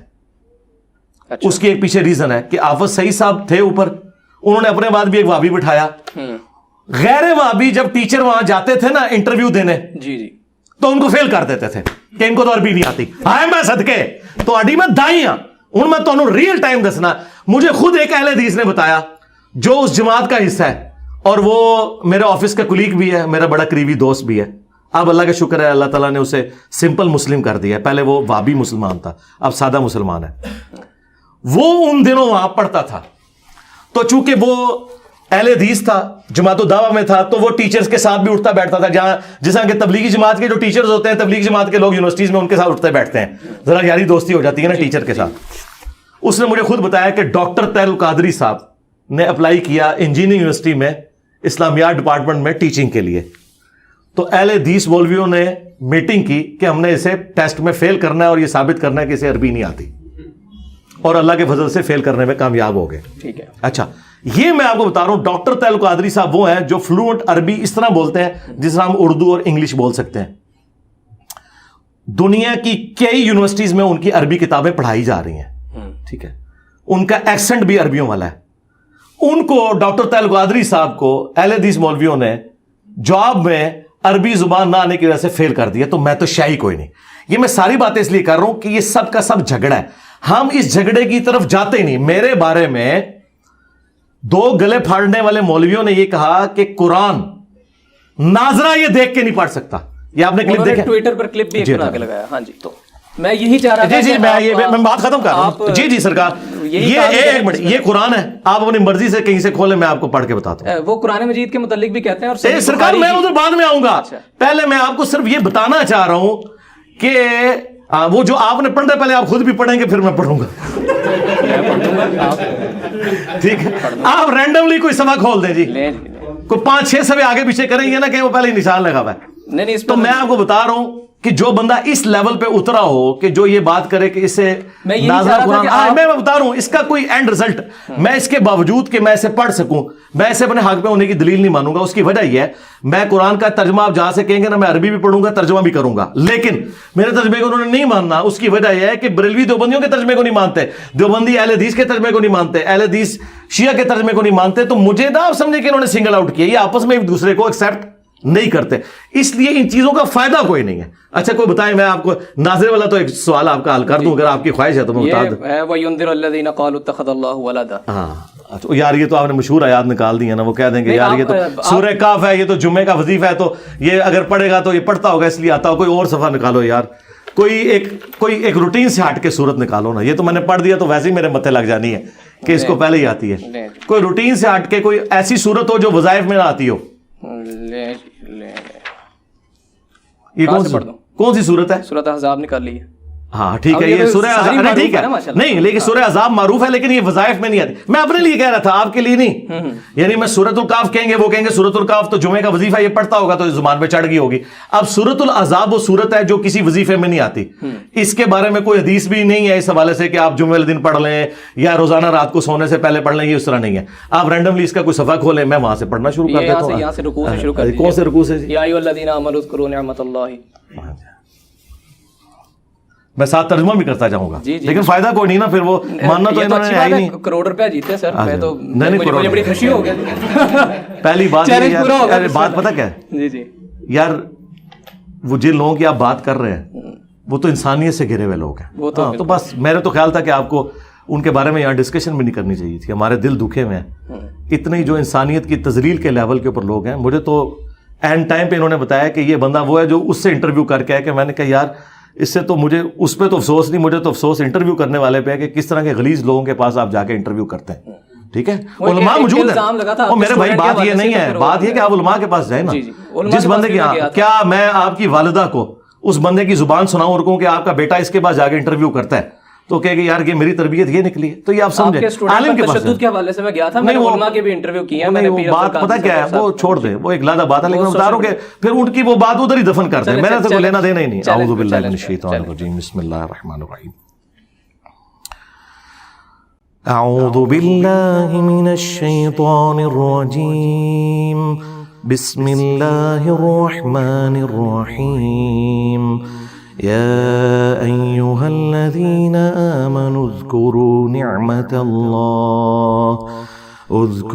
نعمة الله عليكم إذ جاءتكم جنود فأرسلنا عليهم ريحا وجنودا لم تروها وكان الله بما تعملون بصيرا. اے ایمان والو, یاد کرو اللہ تعالیٰ کی اس نعمت کو جو کہ اس نے تم پر کی جب کہ تم پر آدم کے گروہ غزوہ احزاب کا ذکر ہو رہا ہے. مختلف گروہ اکٹھے کر لیے تھے کافروں نے مسلمانوں پہ چڑھائی کے لیے, تو ہم نے ان پر ایسی ہوا بھیجی اور ایسے گروہ بھیجے, اللہ تعالیٰ نے فرشتوں کے ذریعے, ہواؤں کے ذریعے مدد فرمائی جو تمہیں نظر نہیں آتے تھے, اور اللہ تعالیٰ تمہارے کاموں کو دیکھ رہا ہے. انہیں بالمفہوم ترجمہ کیا تاکہ پبلکلی وہ سمجھ بھی آ جائے. تو اب یہ کوئی ترجمہ اس میں لکھا نہیں ہوا, بالکل نہیں. اچھا, آپ کہیں سے پڑھیں, میں نے ان کو اب میرا بھی چیلنج لے جائیں. جی, یہ انہوں نے 1 کروڑ کی بات کی ہے. 1 کروڑ تو خیر بہت بڑی رقم ہے, 1 لاکھ کی تو میں بھی بات کر سکتا ہوں. جتنے لوگوں کو انہوں نے اپنا امیر چنا ہوا ہے, تقی عثمانی صاحب, مفتی منیب صاحب, ساجد میر صاحب, تینوں بڑے فرقوں کے نام, ان میں سے کوئی بندہ مجھے قرآن دیکھ کے تلاوت میری طرح کر کے بتا دے. عربی لنگوسٹک میں بھی یہ نہیں کر سکتے, یہ مجہول پڑھتے ہیں. ایون ہمارے استاد تھے ڈاکٹر اسرار صاحب, قرآن کے ماسٹر تھے, مجہول پڑھتے تھے. میں نے قرات سیکھی ہوئی ہے, پتہ کب آپ کی تاریخ پیدائش کس سن کی ہے؟ 2001 کی. ہاں, میں نے 1992 میں جب میں میٹرک میں تھا, میری داڑھی بھی نہیں نکلی تھی, میں نے قرات سیکھی تھی. پھر ان کلپس کی کیا حقیقت ہے, وہ جو ٹویٹر پر ہم نے بڑے وائرل دیکھے؟ وہ کلپ, وہ اس طرح کے کلپ میں آپ کو امام کعبہ کے بھی دکھا سکتا ہوں کہ غلطی ہو جائے. غلطی ہونا اور چیز ہے. قرآن پڑھتے ہوئے زبر زیر پڑھی جائے, زیر زبر پڑھی جائے, یہ غلطی ہو جائے. اٹک بھی جاتا ہے بندہ, کیوں نہیں اٹکتا یار؟ نبی علیہ السلام تو ابو داؤد میں آئے کہ آیت ہی بھول گئے تھے, صحابی نے بعد میں کہا یار پھر بات وہی ہے نا, غلطی تو کسی سے بھی ہو سکتی ہے, اٹکنا. اب ڈاکٹر اسرار صاحب نے بیان القرآن 30 سال تک ریکارڈ کرایا, آخری دفعہ پڑھا اس میں بھی انہوں نے غلطی کی ہے. یہ غلطی ہو سکتی ہے. غلطی پتہ کس کو کہتے ہیں کہ میں نے زبر کو زیر پڑھا, آپ نے میری اصلاح کی, پھر میں نے غلط پڑھ دیا, پھر اصلاح کی, پھر اس کو کہتے ہیں کہ اس کو پڑھنا نہیں آتا. یہ زبر زیر کی غلطیاں. میں تو چیلنج کر رہا ہوں, جن کو انہوں نے بڑا مانا ہے نا, وہ عربی پڑھتے ہی غلط ہے. انہوں نے عربی پڑھی ہوئی ہے مجہول. اب غامدی صاحب ہے, عربی ان کو بہت اچھی آتی ہے, شاعری ہے, لیکن عربی مجہول پڑھتے ہیں. وہ قرآن علی عربی پڑھ نہیں سکتے. وہ پڑھیں گے, میں آپ کو بتا دوں ان آیات کو کس طرح پڑھیں گے. وہ اے بے تے کر کے پڑھیں گے. وہ معروف پڑھ نہیں سکیں گے, عین ان سے نکل ہی نہیں سکے گی, ہاں وہ نکال ہی نہیں سکتے. عربی قاریوں کے نزدیک وہ 0 سے ملٹیپلائی ہے, اور اسے لحن جلی کہا جاتا ہے. یہ جو اٹک اٹک کے ہوتا ہے نا, یہ آپ کسی بھی بندے کو لے آئیں, اگر وہ پڑھتے ہوئے کہیں ایک جگہ اس سے غلطی ہو جائے. ڈاکٹر اسرار صاحب نے بیان القرآن دیکھ کے ریکارڈ کرایا پورا, عربی وہ دیکھ کے پڑھتے ہیں, اس میں بھی انہوں نے زبر زیر کی کئی جگہ غلطی کی ہے. لیکن ڈاکٹر اسرار صاحب نے ان کی منجی نہیں ٹھوکی تھی, اور اگر میں چاہتا تو میں شیطنت کر کے ان کے کلپ کاٹ کے چڑھا سکتا تھا کہ جی ان کو عربی نہیں پڑھنی آتی. یہ کوئی طریقہ نہیں ہوتا کہ آپ کسی کے اوپر یہ الزام لگائیں. اور دوسرا, اگر مجھے عربی بھی نہیں پڑھنی آتی, نہ مجھے قرآن کا پتہ, نہ حدیث کا پتہ, تو تمہاری نیندیں کیوں رات کی حرام ہوئی ہوئی ہیں؟ مجھے مارو, ایک جاہل آدمی سے تمہارا واسطہ پڑا ہے, لیکن وہ جاہل پھر اگر جاہل ہے تو تمہارے مرے ہوئے بزرگ وہ 0 سے ملٹیپلائی ہو گئے ہیں, تو اس کا مطلب یہ ہے کہ گل ود گئی ہے. ہاں, گل گئی ہے ود. بہت شکریہ آپ کے وقت کا. انشاءاللہ ایک اور نشست میں اگر آپ شفقت کریں گے تو دوبارہ آپ کی خدمت میں حاضر ہوں گے. ناظرین, یہ پروگرام اتحاد بین المسلمین کی ایک کڑی تھی, ایک کوشش تھی اور اسی دعا کے ساتھ میں اس پروگرام کا اختتام کروں گا کہ انجینئر صاحب ہوں یا کوئی بھی دوسرا عالم دین ہو، وہ کوئی بھی کام کر رہے ہیں، ان سے دین کی خدمت کا اگر کام ہو رہا ہے یا کام لیا جا رہا ہے تو اللہ کرے کہ بطور مجموعی اینڈ رزلٹ اس کا یہ نکلے کہ ان تمام کاوشوں کو جس وقت یکجا کیا جائے تو مسلمان ایک جسد واحد کی طرح ہی ابھر کر دنیا کے سامنے آئے، اور اللہ کرے کہ میری یہ دعا جو ہے وہ بارگاہ الہی میں قبول ہو۔ مجھے اجازت دیجیے، اللہ حافظ۔